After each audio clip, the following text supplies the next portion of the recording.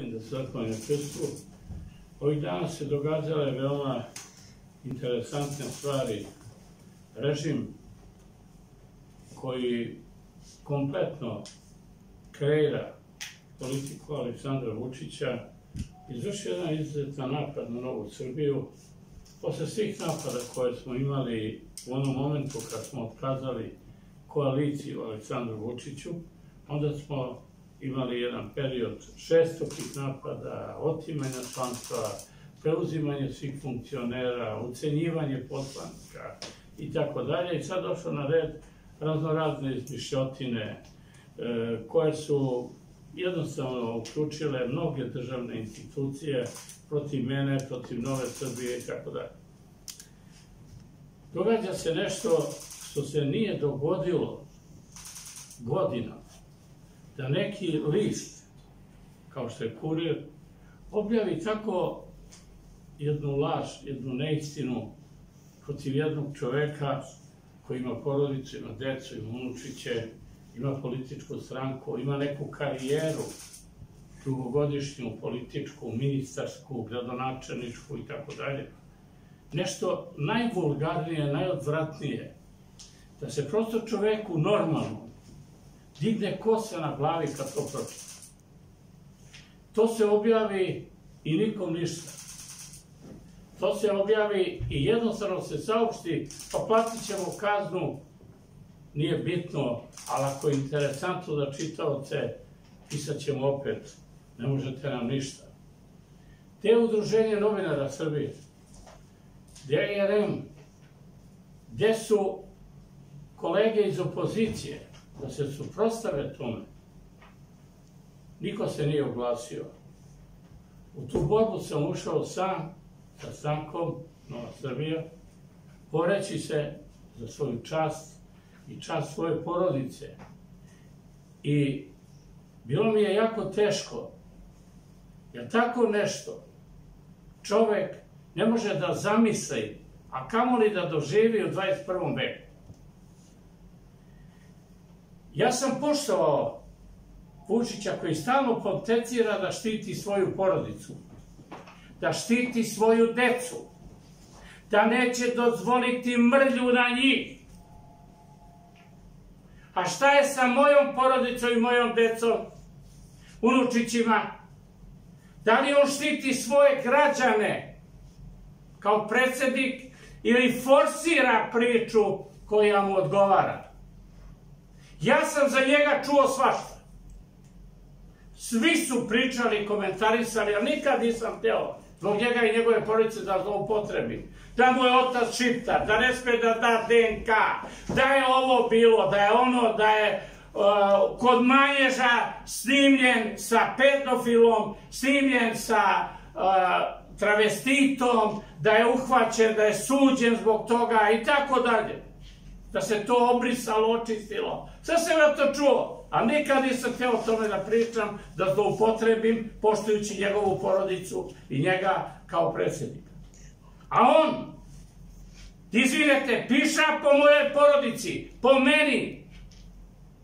Kada tražim pravdu za krađe, za lopovluke, kada tražim pravdu od njegovih službi koje je formirao da pljačkaju narod, a ne pljačkaju njegove saučesnike, oni nikad nisu blokirani i njima nikad nije urađeno izvršenje. Još Miloš Obrenović je zaštitio porodice. 1836. godine rekao je dokle može to da ide, a šta mora da ostane da zaštiti porodicu, da živi i da može da funkcioniše. Vučić je sve to pogazio i krenuo u jedan obračun s političkim protivnicima do kraja. To je znak da se uplašio. Ja znam da on zna da ja imam sve papire, da Zorana mora da ode u zatvor zbog krađa koje je uradila, da je on saučesnik tih krađa, jer ja sam mu pisao pisma i ono što sam predao tužilaštvu, predao sam i njemu kao predsjedniku države, sve papire i dokumenta. Šta je preduzeo? Ništa. Priča Pričaju priču koja nema pokriće. Pričaju da su špijuni ubačeni, da prate. Ne, to su njegovi savjetnici. Oni su ubačeni u poziciju da razaraju, razbijaju, da mu produžili vek. Ako su ubačeni, što ih nije proterao, oterao, uhapsio, sudio i tako dalje. Ne sme ništa da preduzme. Priča na televiziji samo čapljizga, baljezga, ono što sam ja lepo rekao. Kako ga nije sramota da se više obraća naciji, on se ne boji. Može s nožem, čuvat će me žene, čuvat će me ovaj. Kad tebe muko da čuva? Nesrećo, jedno, ne možeš sam da ideš, saplićeš se kad ideš sam, poravno. Ti se nikog ne bojiš. Lažeš da kobre nisu napale onog mladića ispred predsjedništva. U civilu su bile kobre, imamo imena i prezimena. I komandant kobri je bio tu. Imaju slike. Lažove jedan.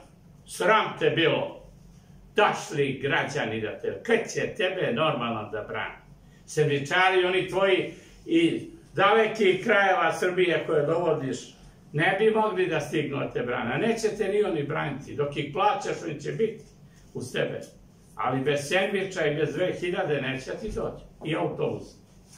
Prema tome, mnogo si se ti zaigrao i izgubio u ovoj priči.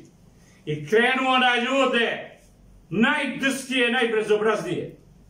Krenuo na Srbiju da je pljačkaš, da otimaš sve što možda se otme, a strancima da daješ sve što im zatreba. Da sa Dinkićem završiš uništavanje banaka i završio si.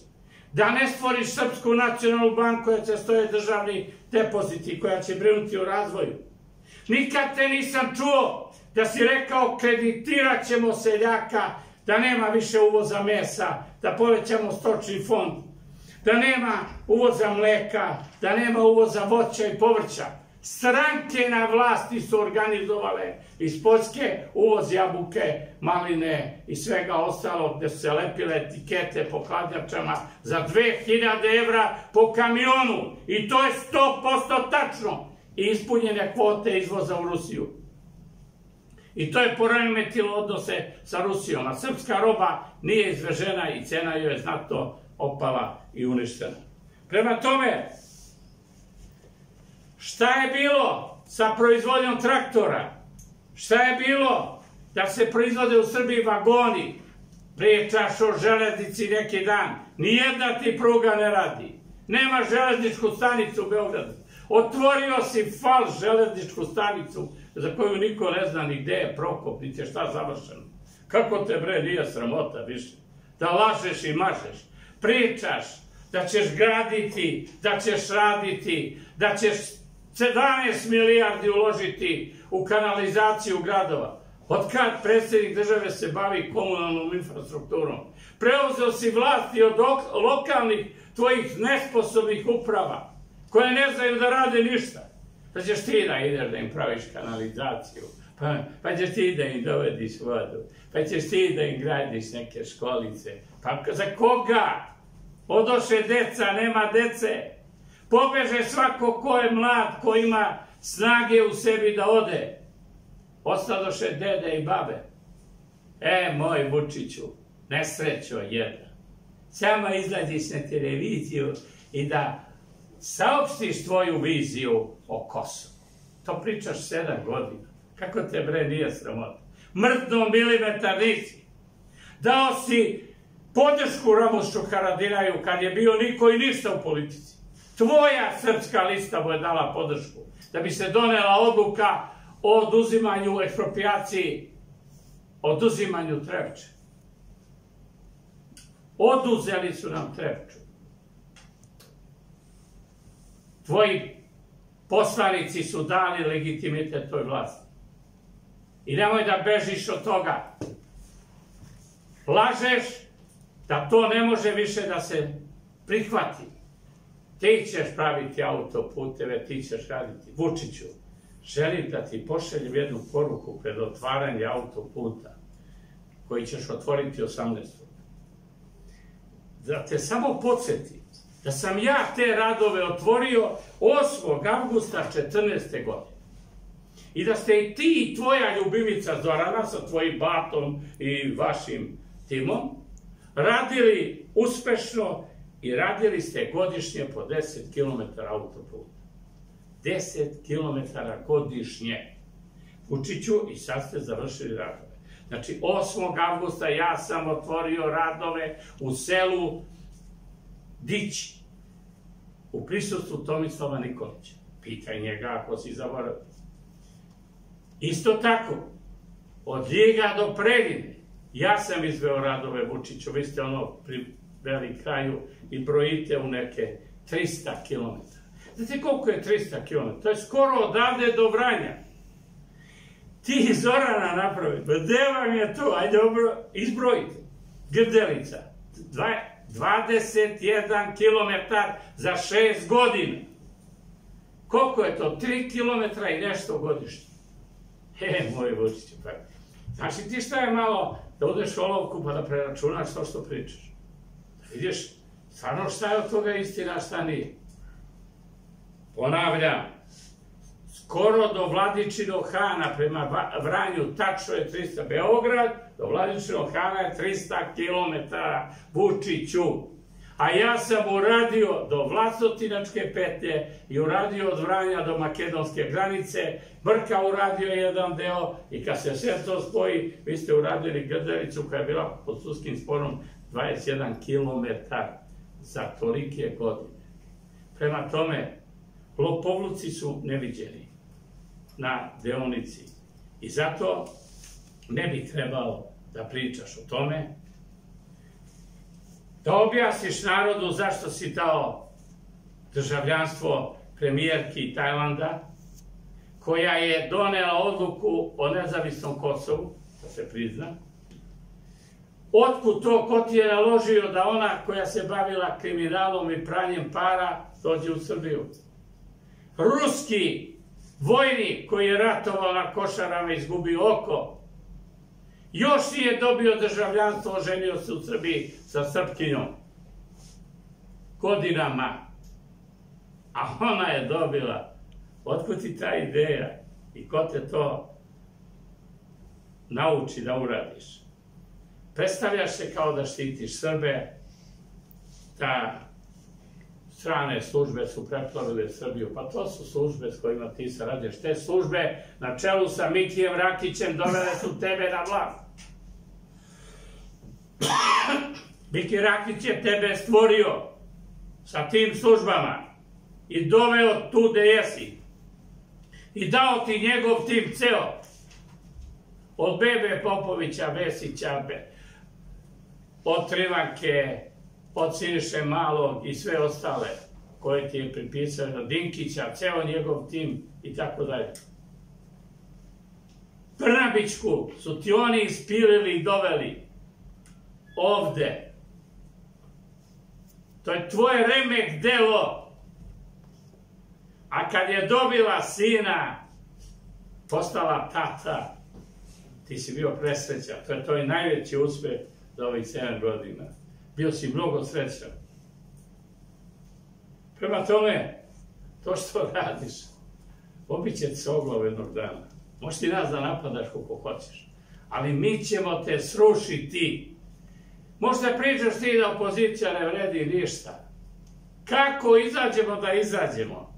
Ali ti si gotov. Vidiš ti da ti je došao kraj. Umro si bre živ kad izađeš na televiziju. Pa mrtav bolje izgleda od tebe nego ti na televiziji. Guraš one jedne naočare koji su ti zalepili da nosiš da bi pokvario facu nekog tipa na koga mnogo ličiš, pa samo guraš one jade i to ti je jedina zabava, deca počela da ti virtiraju. Moj Vučiću, ti da vodiš Srbiju, pa ti ne možeš da vodiš ni trafiku. To ti dobro moraš da znaš. Tvoj investicija, tvojih 15 milijardi, tvoje laži o kojima pričaš, to je jedna nebuloza. Ti pričaš o demokratiji. A tvoja stranka raspisuje izbore, predsjedništvo donijelo odluku da će izbori biti 22. i 29. marta. Naredne godine. Šta radi parlament? One nesreće što sede u parlamentu. Šta radi vlada?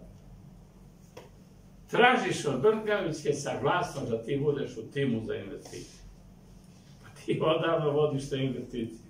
I sve si upropastio. Sve ti ove firme odoše, propadoše.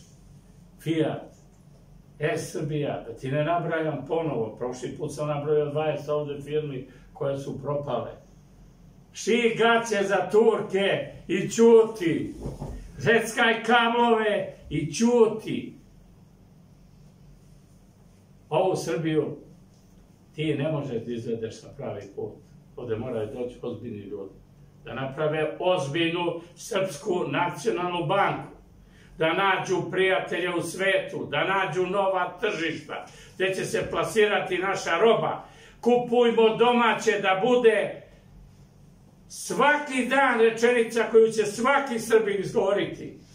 Da seljak naš proizvodi jaja, meso, da proizvodi mleko, sireve, ko što smo nekad radili. Da postanemo izvoznici, a ne uvoznici. Da pravimo naš traktor. Da pravimo naše kamione. Da radimo na našim putevima. Da stvaramo svojim radom industriju koju smo imali, koju si ti uništio. Imali smo i ministra industrije. Danas tvoje vlade nemaju inženjere. Imaju priučene kadrove sa kupljenim diplomama koji ne znaju ništa. Od njih ne može da se napravi ništa ozbiljno. Zubar ti vodi trgovinu, turizam. Ekonomista ti vodi građevinu, urbanizam, saobraćaj, policiju. Pravnik ti vodi poljoprivredu. Uništio si Guču Vučiću koju nije mogao da uništi niko, Šesera, ni NATO je nije uništio. Ona se održavala i za vreme bombardovanja. A ti si je ubio neki dan sa tvojim kadrovima. Poslao si ono nedonošće tvoje iz poljoprivrede koje je došlo u šorcu i to ono iz mini šorcu nekom i da šeta po Guči, da pokazuje da je ministar poljoprivrede onako gologuz jadan da se mota. Razbio si bre sve. Posvađao si ljude gore tvoje da isključe struju jedni drugima. Stadion bira, isključena struja za vreme sabora trubača. Pa vi bre niste normalni, vama treba oduzeti pravo da uopšte se kandidujete i zato je lustracija neophodna. Bre smrdite s onim Šešeljom ovde 30 godina u Srbiji. Usmrdili ste se bre načisto sa vašim lažima i pričama, sa vašom ideologijom, sa vašim velikim potezima, sa vašim prijateljima u svetu. Pa vas neće niko. Niko živi. Svi vas gledaju. Ona julovska linija koja je uništavala Srbiju, protiv koje je krenuo ceo svet da nas vrši vlast. I zato nam je ovako. I zato nas niko ne prepoznaje u svetu kao ozbiljnu državu. Srbiju moramo napraviti od osnova. Lustraciju sprovesti, izbaciti iz igre sve ovo što si ti napravio godinama. Ti imaš kontinuitet vlasti. Od Miloševića do danas malo nešto nisi bio između vlasti, ali si se muvao po nekim odborima i tako dalje. Prema tome, sa tobom Srbija, ponavljam, nema budućnost. I ovo što radiš, obiće se u glavu. I ovo što vređaš ljude i ponižavaš, vratit će ti se duplo. Vidjet ćeš ti to veoma brzo. Bićeš iznenađen koliko će se to brzo dogoditi. Građani Srbije, protestujte. Pokažite da smo živi, zdravi, složni. Izađimo na izbore svi, sameljimo ih. Ne da pobedimo, ima da ih sameljimo. A ti sa tvojom tom šačicom sendvičara i botova nećeš ništa uspeti da uradiš. ako Srbija krene da se obračuna protiv jedne nenarodne, loše i lažljive vlasti. Evo toliko i ja vas molim da što ti pridržite. Hvala.